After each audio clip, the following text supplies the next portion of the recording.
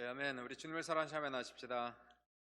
좋은 날입니다. 오늘 몇 사람, 난좀 그래도 7명 모였는데 5명으로 또 더 적어졌어요.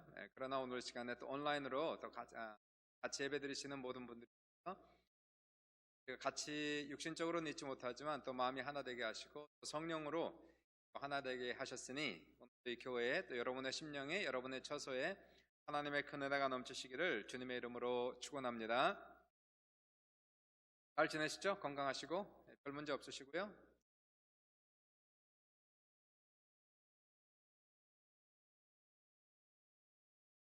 네, 코로나 사태로 온 세계가 난리예요.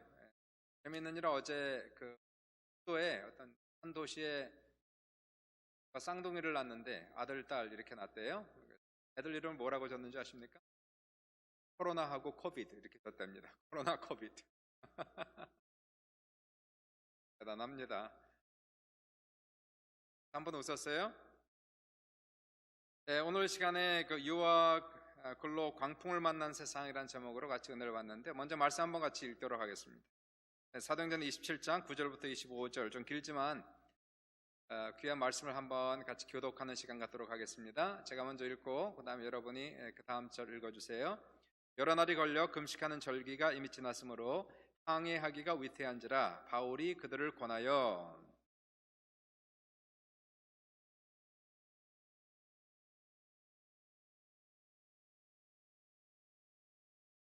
백부장이 선장과 선주의 말을 바울의 말보다 더 믿더라.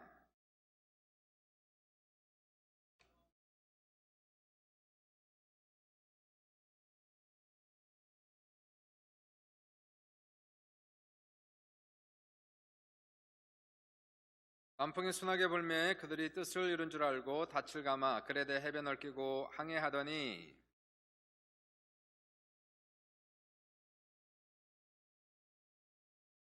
배가 밀려 바람을 맞추어 갈 수 없어 가는 대로 두고 쫓겨가다가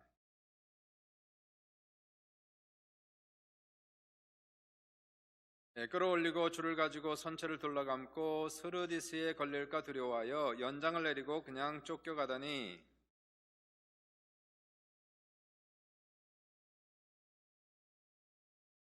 사흘째 되는 날에 배의 기구를 그들의 손으로 내버리니라.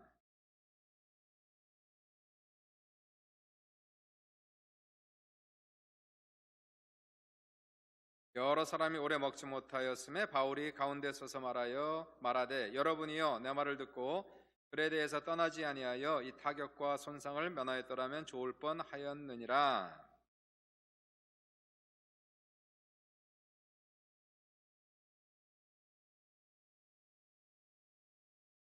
내가 속한 바 곧 내가 섬기는 하나님의 사자가 어젯밤에 내 곁에 서서 말하되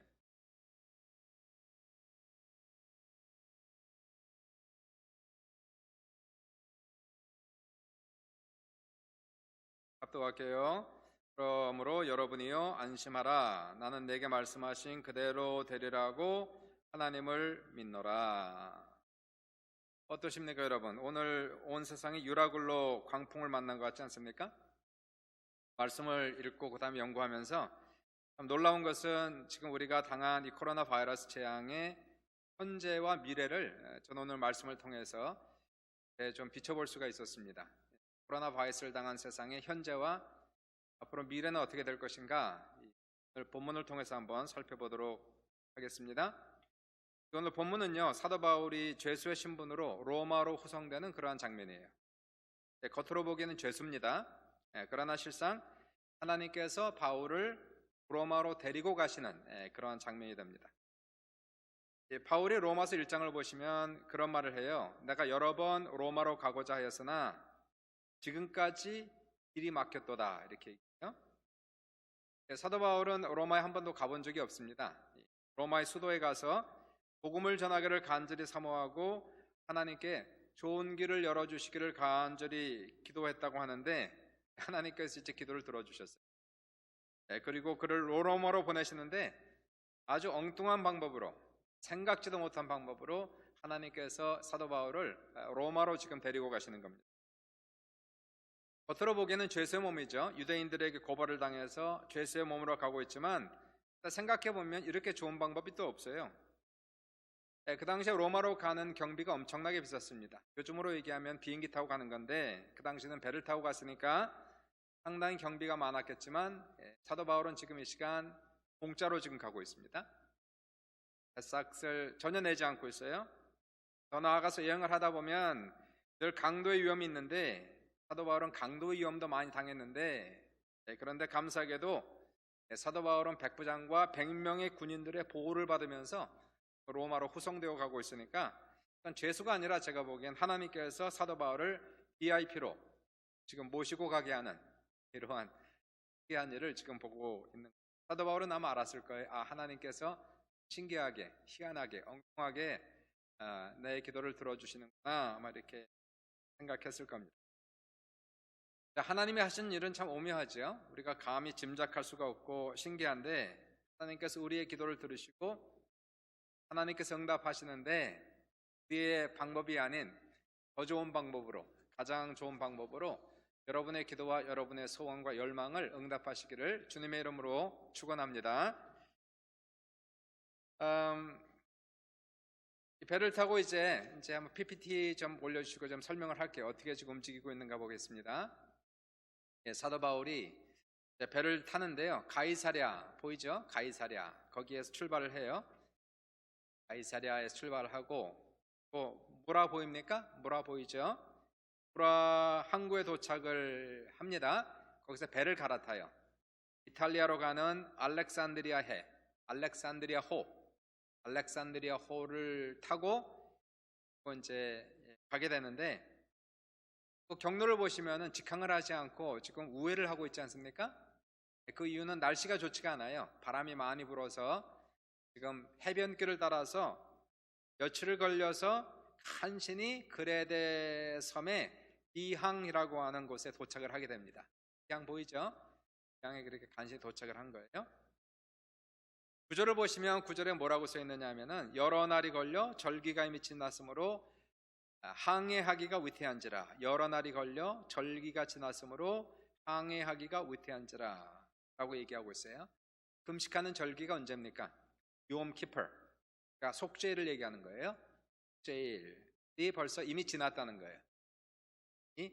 이 많이 지났으므로 이 속죄일은 언제 옵니까? 보통 10월 초에 오는 거 아니겠어요? 우리 욤 키퍼라고 하는 속죄일은 양력으로 하면 10월 초순에 해당하는데 이미 지났다는 것은 10월 중순쯤 됐다는 거 아니겠어요? 그럼 지중해를 지금 항해하고 있습니다. 지중해는요, 날씨적으로 볼 때 9월 15일부터는 날씨 관계로 항해하기가 위험합니다. 9월 15일부터는 항해하기가 위험하고 11월 들어서면은 불가능한 거예요. 근데 지금 10월 중순이거든요. 불가능은 아니지만 상당히 위험한, 항해하기 상당히 위험한 그러한 때를 지금 맞는 겁니다. 이미 날씨가 나빠졌어요. 그래서 무라라는 항구를 떠나서 그리고 미항까지 오는데도 잠깐이면 오는 거리를 여러 날 거쳐서 왔다 이렇게 얘기를 한 겁니다. 여기에서 항해를 한다는 것은 상당히 위험한 겁니다. 생명을 건 큰 모험이 될 수가 있다는 거예요. 그래서 사도 바울이 10절에 이렇게 권면하지 않습니까? 사도 바울이 이렇게 얘기해요. 바라되 여러분이요, 내가 보니 이번 항해가 하물과 배만 아니라 우리 생명에도 타격과 많은 손해를 끼치리라 하되.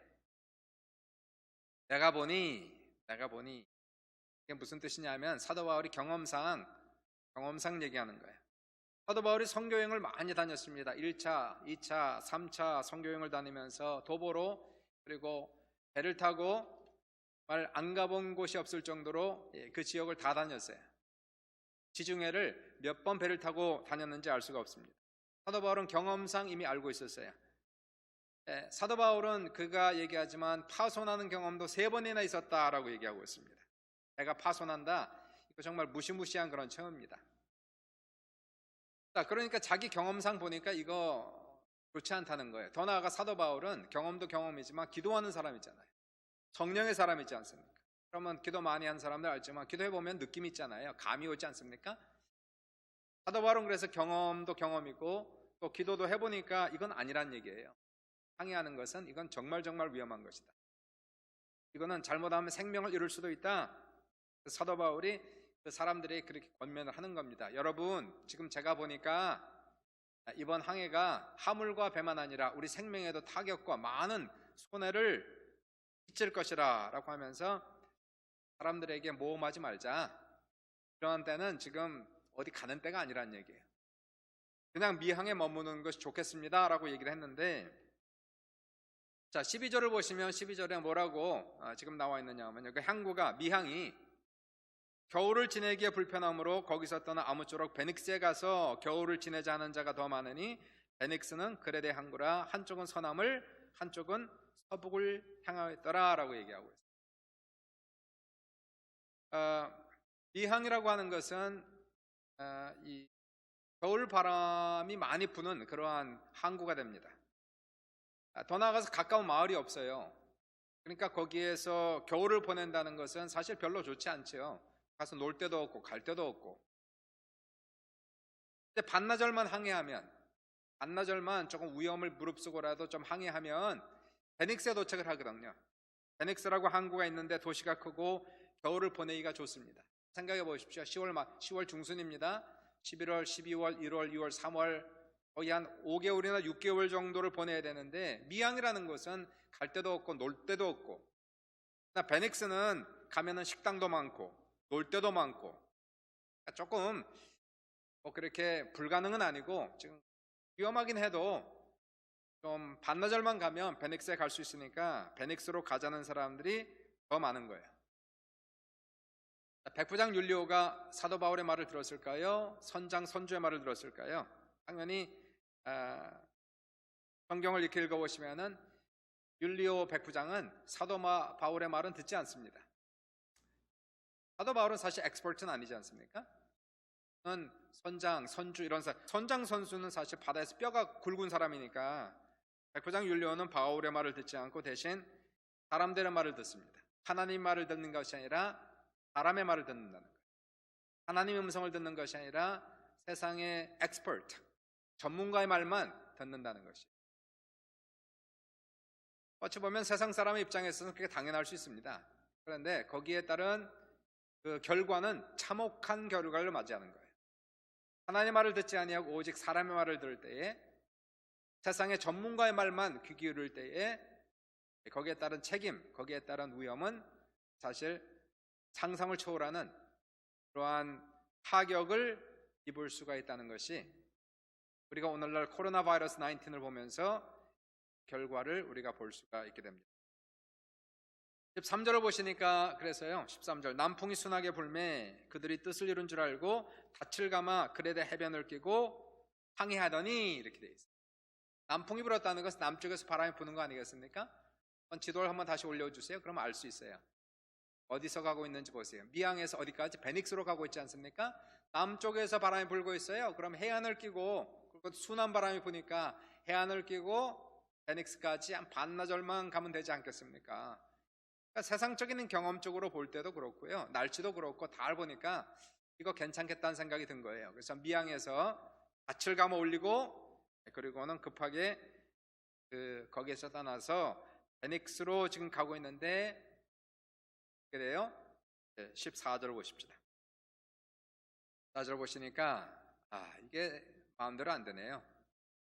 이게 사람의 경험이 얼마나 부족한지 우리가 알 수 있는 것이 14절 얼마 안 돼요. 섬 가운데로부터 유라글로라는 광풍이 크게 일어나니, 유라글로라는 광풍이 크게 일어났다. 얼마 안 돼요. 얼마쯤 지났을까요? 한두 시간 지났지 않습니까? 배가 출발한 지 남풍이 순하게 불어서 뜻을 이룬 줄 알고 닻을 감아 올리고 기분 좋은 마음으로 미항을 떠났는데 얼마 안 돼요.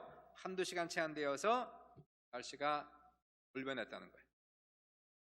시꺼먼 구름이 덮치더니 섬 가운데로부터 무서운 광풍이 불어오는데, 광풍의 이름이 뭐라고 써 있습니까? 유라굴로. 따라해 보실래요? 유라굴로. 몇 명 안 되니까 크게 유라굴로. 유라굴로. 아멘. 유라굴로는 그 단어 이름이요, 북동풍이라는 단어예요.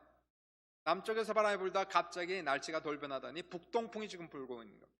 섬 쪽에서 북동풍이 부는데요, 유라굴로는 지중해에 부는 가장 무서운 풍랑으로 선원들에게 잘 알려져 있는 아주 무시무시한 광풍이 유라굴로라는 그런 광풍이 되는 것이, 바로 그 이유 때문에 11월 때부터는 아예 항해를 하지 않는 겁니다. 유라굴로라는 광풍이 불 가능성이 있기 때문에 결코 항해를 하지 않는데, 하필이면 사람들이 10월 중순경에 떠났는데 유라굴로가 일찍 닥친 거예요.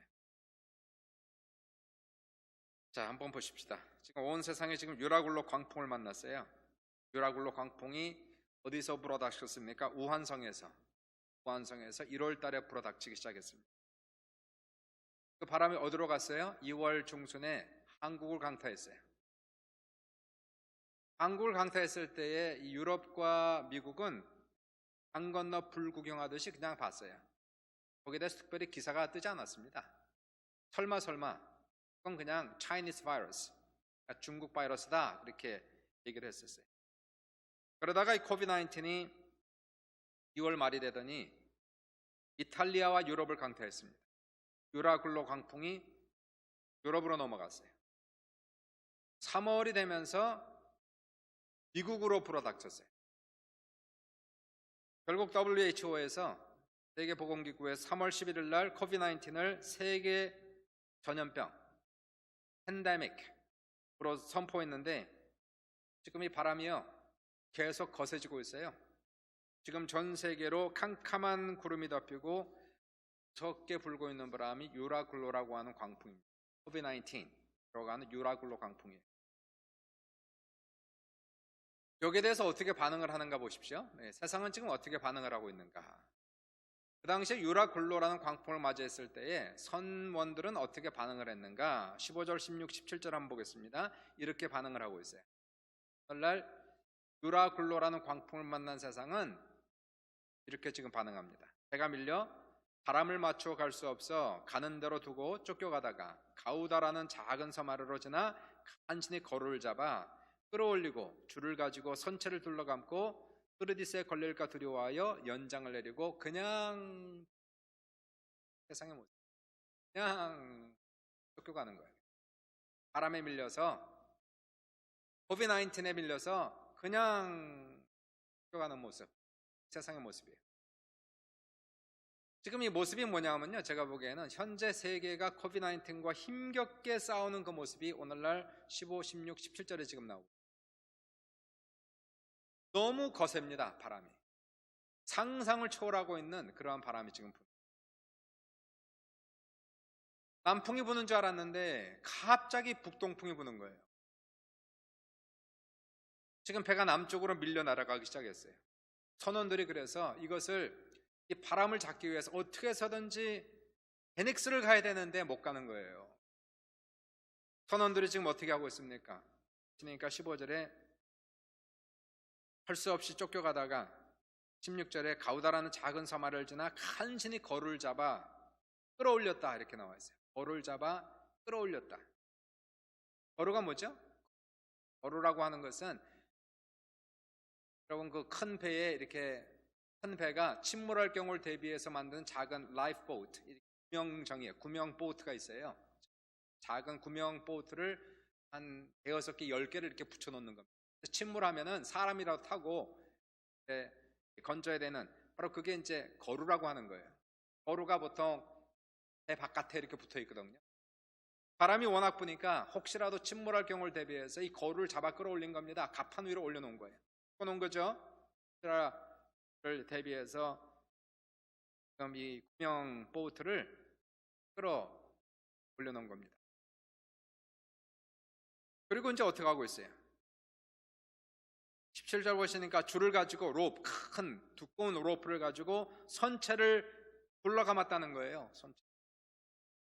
그 당시엔 그렇게 했답니다. 이제 이 폭풍이 치면은 이게 한 나무로 만든 거 아니겠어요? 모든 것이 이게 폭풍이 밀어치면은 나무가 깨지니까, 그리고 물이 들어가면 침몰하니까 이 사람들의 선원들이 보통 이렇게 되면은 로프를 준비를 해서 로프로 이 배를 둘둘 감았다는 거예요.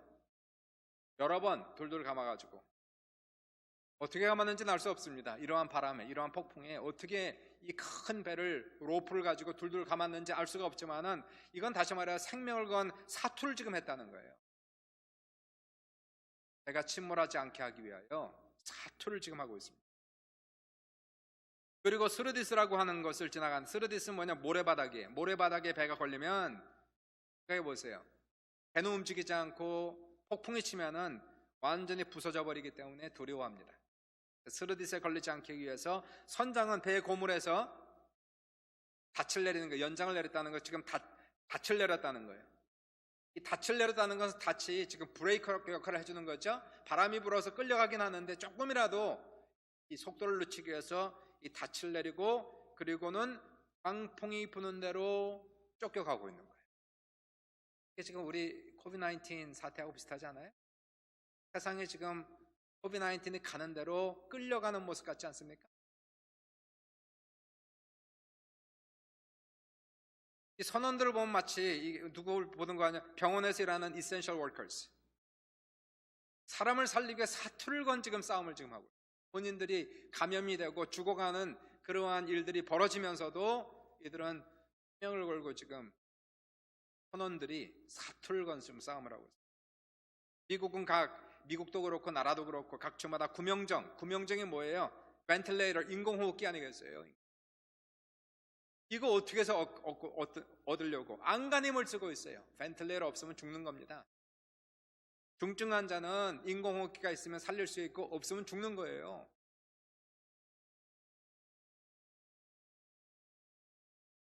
구명정 아니겠어요? 구명정.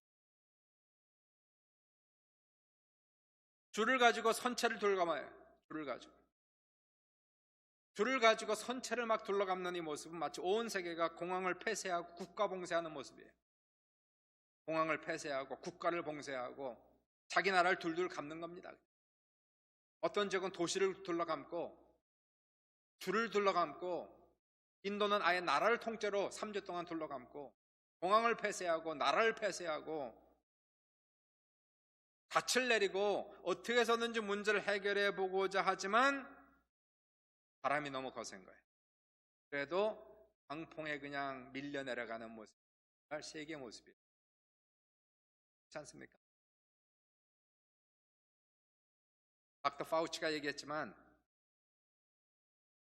우리가 시간대를 정하는 것이 아니고 바이러스가 시간대를 정한다. 어떻게 바이러스가 움직이는지 아무도 알 수가 없다는 거예요. 모든 방법을 동원하고 있지만 온 세계는 모든 과학을, 모든 방법을 다 동원하고 있어요. 그래도 역부족이에요. 바이러스 하나를 이기지 못해요. 그냥 밀려가고 있어요. 그냥 떠내려가고 있어요. 내일을 알 수가 없어요. 지금 이번 코로나 사태로 말미암아 인간의 코가 납작해졌어요. 더더욱 미국의 위상이 땅바닥에 떨어졌어요. 우리 인간은 이성과 과학의 힘을 지나치게 믿었어요. 전문가의 말을 너무 믿었어요. 하나님의 음성이 아니라 전문가의 음성을 듣고 전문가를 믿었어요. 이제 인간은 화성까지 갈 수 있어요. AI의 시대를 살고 있어요. 인간을 복제하는 방법도 지금 찾아냈습니다. 과학의 시대, 문명의 시대, 하나님이 없어져가는 시대를 우리는 만들어가고 있는 거예요. 인간의 교만은 마치 바벨탑을 쌓아 하늘에까지 닿을 정도가 되었어요. 하나님이 필요 없는 세상, 하나님의 존재가 귀찮은 세상, 인간이 신이 되어 세상을 만들어가고 있는 이 시대, 이런 시대에 하나님께서는 코로나 바이러스를 당신의 종으로 삼으셔서 세상의 유라굴로 광풍처럼 밀려오게 하셨어요. 강 건너 불구경하던 미국은 우왕좌왕입니다. 뭘 어떻게 해야 될지 알지 못해요. 연방정부와 주정부 사이에 많은 불협화음이 있고, 미국의 방역 시스템은 한국에 비해 훨씬 뒤떨어진 모습은 온 세계에 실망을 가져왔어요. 테스트하는 기구 하나 준비되어 있지 않고, 문제가 많아 작동도 되지 않는 테스트 키트가 너무 많고, 이게 미국의 모습이었어요.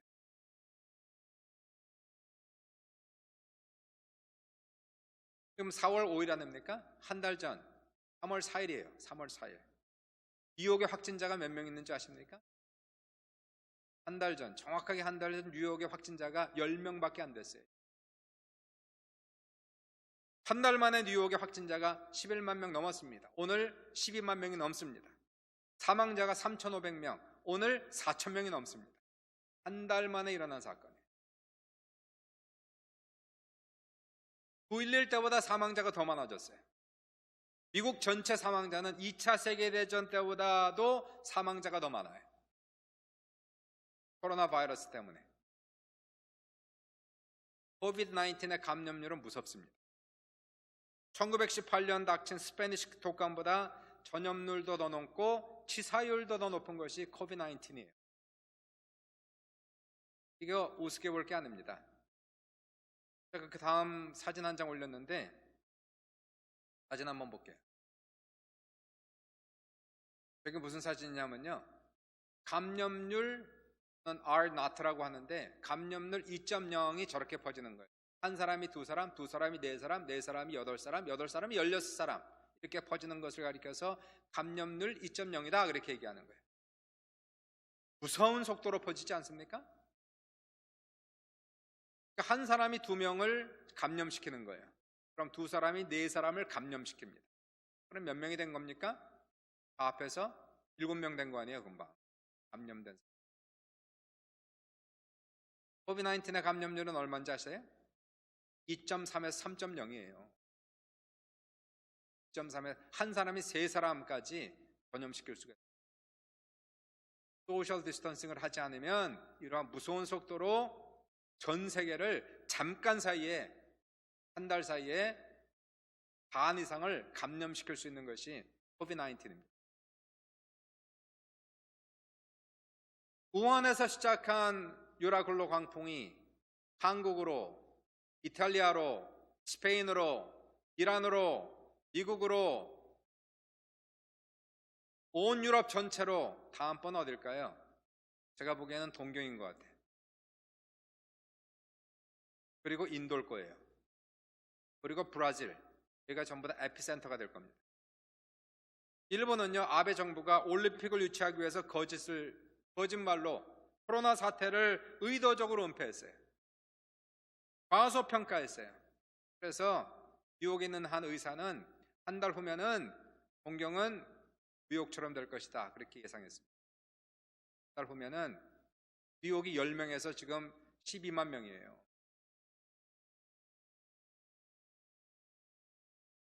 인도는요, 참 인도가 우리가 선교 가는 나라인데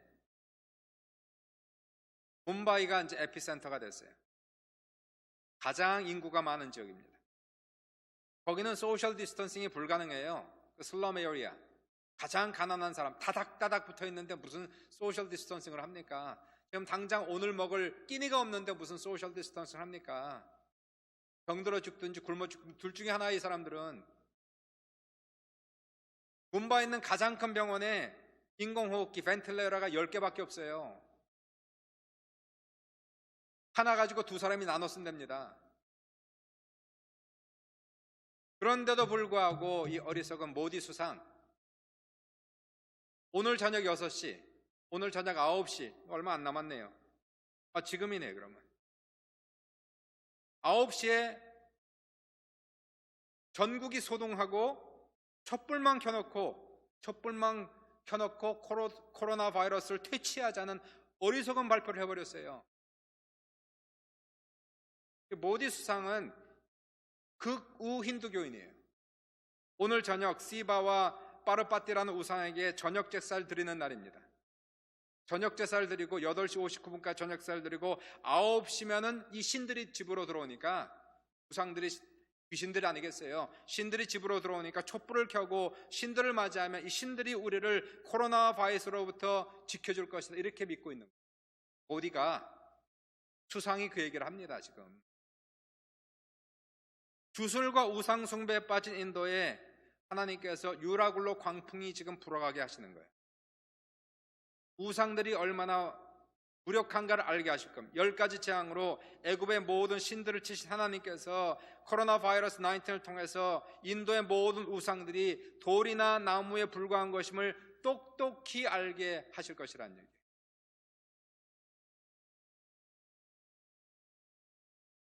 오늘날 우리의 모습이에요. 저는 오늘 본문을 읽으면서요, 오늘 현재의 모습을 봤고 앞으로 일어날 모습까지 봤어요. 아, 코로나 바이러스가 이렇게 되겠구나. 여러분 어떻게 될 것 같습니까? 18, 19, 20절 보시면은 예언처럼 나온 말씀이 있어요. 우리가 풍랑으로 심히 애쓰다가 이튿날 사공들이 짐을 바다에 풀어버리고 사흘째 되는 날에 배의 그구를 그들의 손으로 내버리니라. 여러 날 동안 해도 별도 보이지 아니하고 큰 풍랑이 그대로 있음에 구원의 여망마저 없어졌더라. 이것이 내일의 모습이에요. 이 알렉산드리오는 지금 알렉산드리오를 타고 지금 가지 않습니까? 무라라는 도시에서 배를 갈아탔잖아요. 이 알렉산드리오는 이 일반 상선입니다. 상선. 무역을 하는 상선이란 말이에요. 이집트 알렉산드리아에서, 그래서 알렉산드리아호예요. 이집트 알렉산드리아에서 엄청난 곡물을 사서 로마로 운송하고 파는 사업을 하는 배가 알렉산드리아호예요. 그러니까 이 배에는 무엇이 많습니까? 곡물이 엄청나게 쌓여 있는 겁니다. 그리고 사람 숫자는 276명이나 되는 많은 사람들이 지금 타고 있었어요. 사람도 많고 사람보다는 곡물이 아주 그냥 완전히 그 창고 안에 지금 쌓여 있는 거예요. 배가 너무 무거운 겁니다. 파도는 이 유라굴로 광풍이라면 수십 메타까지 올라가는 거예요. 광풍이. 그럼 배도 같이 올라가야 되는데요, 배는 안 올라가고 파도만 지금 올라가는 거예요. 떨어질 때 생각해 보십시오. 이 파도가 수십 메타 높이 올라갔다 배 간판을 강탈을 지금 하고 있으니 살아남겠습니까? 그래서 이 선장은 눈물을 머금고 모든 곡물을 다 하내버리는 거예요. 모든 곡물과 짐을 바다에 풀어버리고 다 던져버리고 사흘째 되는 날에는 배의 모든 기구들까지 손으로 버립니다. 무슨 뜻이에요? 경제가 파탄났다는 얘기예요. 이 사람들은 이제 완전히 망했습니다. 그 모든 곡물들을 다 버렸어요. 장사하면 큰 돈을 벌 텐데 사람들은 완전히 뱅크럽시가 나는 거예요. 배까지 지금 파손되는 그런 상태예요. 기구까지 버리고 배까지 파손되는 상태. 여기서 우리가 뭘 보고 있습니까? 모든 국가들이 스스로 곡식을 바다에 던지는 모습이 보이지 않나요? 도시 차원, 주 차원, 국가 차원에서 완전 격리하면서 경제 활동을 마비시켜버렸어요. 당연하죠. 생명이 돈보다 중요하니까. 우선은 살아야 되니까. 그럼 돈이 중요합니까? 생명이 중요하지. 돈을 버리고라도 생명을 찾겠다는 얘기예요. 당연한 선택이죠. 경제 활동이 마비가 되더라도, 수많은 사람이 직장을 잃더라도, 수많은 사업들이 뱅크럽시가 나더라도 우선은 살려야 될 거 아니에요. 앞으로 코비드-19는 유라굴로 광풍, 그는 전 세계의 경제를 강타할 그러한 파도입니다. 그러한 재앙입니다. 이미 강타했고요. 세계 경제는 지금 바닥을 치고 있지 않습니까? 한국은 올해 성장률 마이너스예요. 지금 마이너스 1%를 보고 있어요. 미국은 1940년대 대공황보다 더 많은 사람이 직장을 잃었어요. 비행기 산업이 파산하기 직전입니다. 수많은 회사들이 문을 닫았습니다. 미국은 트릴리언, 이게 얼마인지 환산도 되지 않은 트릴리언스라는 돈을 풀어놓고 있지만 그래도 해결이 안 되는 것이 지금 경제예요. 짐을 버렸어요. 곡식을 버렸어요. 경제를 포기했어요. 나중에 기구까지 버립니다. 기구가 뭘까요? 배에 있는 기구들, 코로나 바이러스로 인해 모든 의학 도구까지도 아무런 도움이 되지 않는 상태가 온다는 거예요. 의학 도구까지도 근본 코로나 바이러스가 아니더라도 다음번에 오는 변종 바이러스는 어떠한 바이러스가 올는지, 더 강하고 더 빠르게 전염되는 바이러스가 오지 않는다고 장담할 수가 없는 이 상태에서 온 세계는 핵으로 멸망하는 것보다도 바이러스로 인해 멸망할 가능성이 더 많다는 것을 이번에 우리가 직접 보고 있습니다.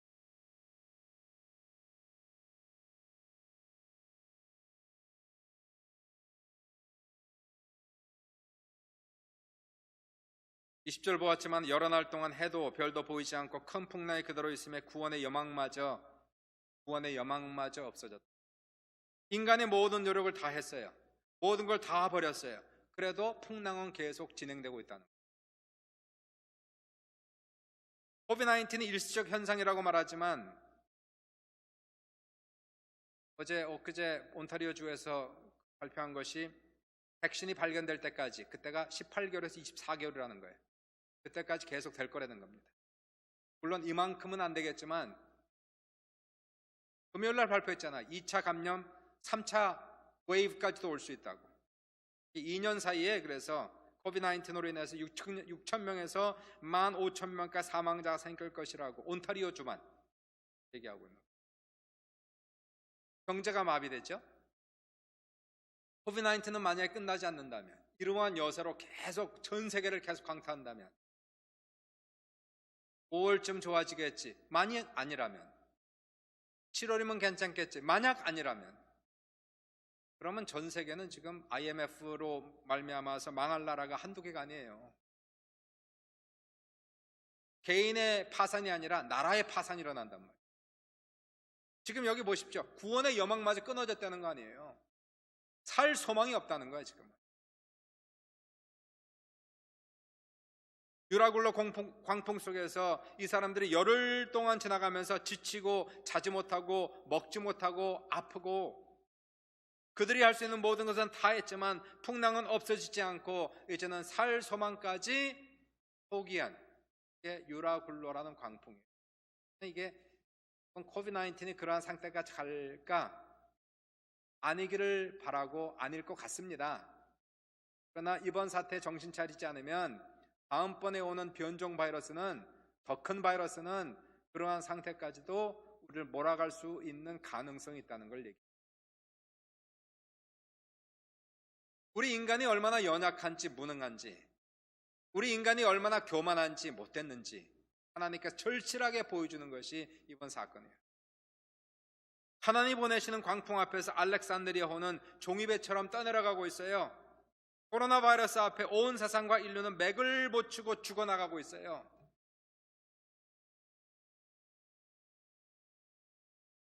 지금 한참 아직 좀 더 가야 될 것 같지 않습니까? 4월은 지나가야 되겠죠. 사람이요, 물에 빠져 허우적거릴 때 들어가면은 둘 다 죽습니다. 둘 다 물귀신되는 거예요. 아직 사람들이 힘이 안 빠져서 덜 빠진 것 같아요, 제가 보기에. 물에 빠진 사람 힘이 빠져야 들어가서 건져낼 수 있는 거예요. 알렉산드리아호 선원들이 인간이 할 수 있는 모든 일들을 다 하니 소망이 끊어졌어요. 이제는 아니구나, 이제는 죽었구나. 그러자 사도 바울이 말하기 시작합니다. 21절부터 25절이에요. 여러 사람이 오래 먹지 못하였음에 바울이 가운데 서서 말하되, 여러분이요 내 말을 듣고 글에 대해서 떠나지 아니하여 이 타격과 손상을 면하였더라면 좋을 뻔하였더라. 그때 하나님 말씀을 들었으면 이러한 문제가 없었지. 사람 말 듣고 전문가 말만 듣고 가다가 그런 문제가 터졌어. 그래도 22절 보니까 그래도 소망이 있다는 거예요. 아직은 소망이 있다. 내가 너희를 권하노니 이제는 안심하라. 너희 중 아무도 생명에는 아무런 손상이 없겠고 오직 배뿐이라. 내가 속한 바 곧 내가 섬기는 하나님의 사자가 어젯밤에 내 곁에 서서 말하되, 바울아 두려워하지 말라. 내가 가이사 앞에 서야 하겠고 또 하나님께서 너와 함께 항해하는 자를 다 내게 주셨다 하였으니 그러므로 여러분이 안심하라. 나는 내게 말씀하신 그대로 되리라고 하나님을 믿노라. 이렇게 결론이 나는 거예요. 이번 코로나 바이러스는 이렇게 결론이 납니다. 망할 것 같은데 망하지 않을 거란 얘기예요. 바울이 뭐라고 얘기합니까? 안심하라. 배는 파손하지만 한 사람도 생명은 잃지 아니하리라. 큰 데미지가 있을 거란 얘기예요. 이번 사태로 말미암아 전 세계 엄청난 경제적 손실과 함께 여러 가지 문제가 생기고 데미지가 날 것이지만은 그러나 완전히 죽지는 않을 것이다 얘기합니다.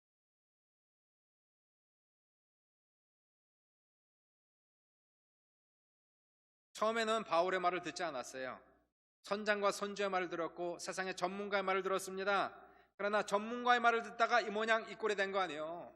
미국이, 전 세계가 하나님 말은 듣지 않고 이제 인간의 모든 소망 다 끊어졌어요.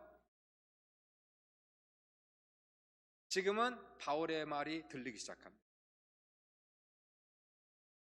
14일째 되는 날 바울은 그들에게 음식을 나누어 주었어요. 그리고 함께 기도했어요. 같이 식사했어요. 그때 바울은 분명히 기도하고 간단하게 복음을 전했을 것이고요. 모든 사람들은 바울의 말을 들었고 귀 기울였고 바울이 전한 복음을 듣고 예수를 믿고 영접하게 된 많은 사람들이 그 배 안에 있었습니다. 소망이라는 것은 인간의 지식, 철학, 과학, 의술에 있는 것이 결코 아니에요. 그것은 다 좋은 거지만 한계가 있는 겁니다. 인간의 힘은 돈이나 경제력에 있는 것도 아니에요.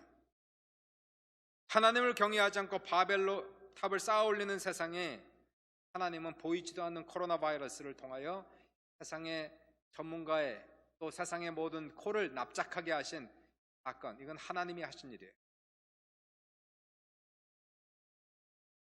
이번 사건은 하나님께서 보여주신 겁니다. 큰 데미지는 있을 것이지만은 완전히 멸망하지 않을 것이라고 사도 바울이 말씀을 하고 있어요.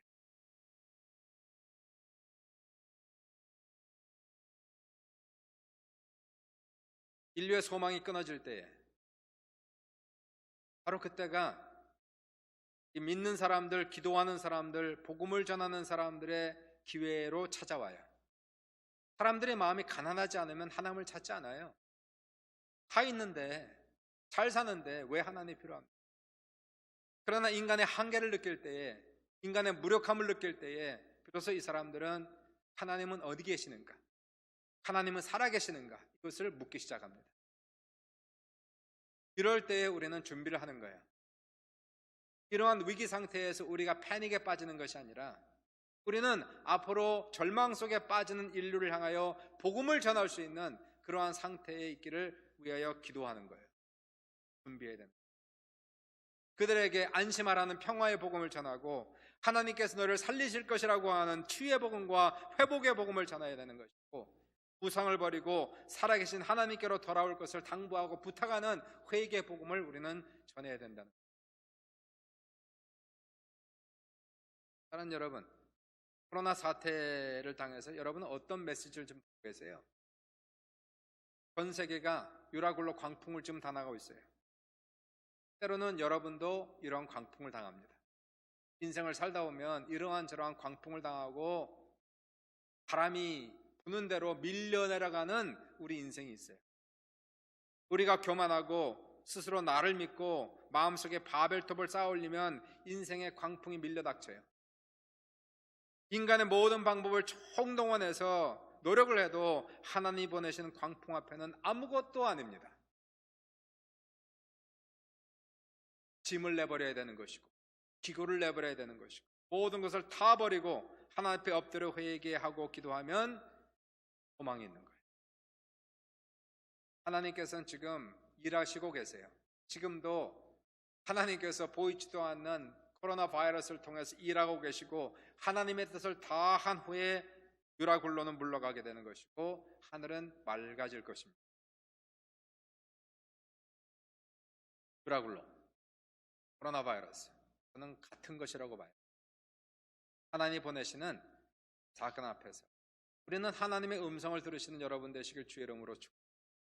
뭘 말씀하고 계시나요? 세상을 무력화시키는 하나님의 그 역사하심, 하나님의 광대하심을 찬양합니다.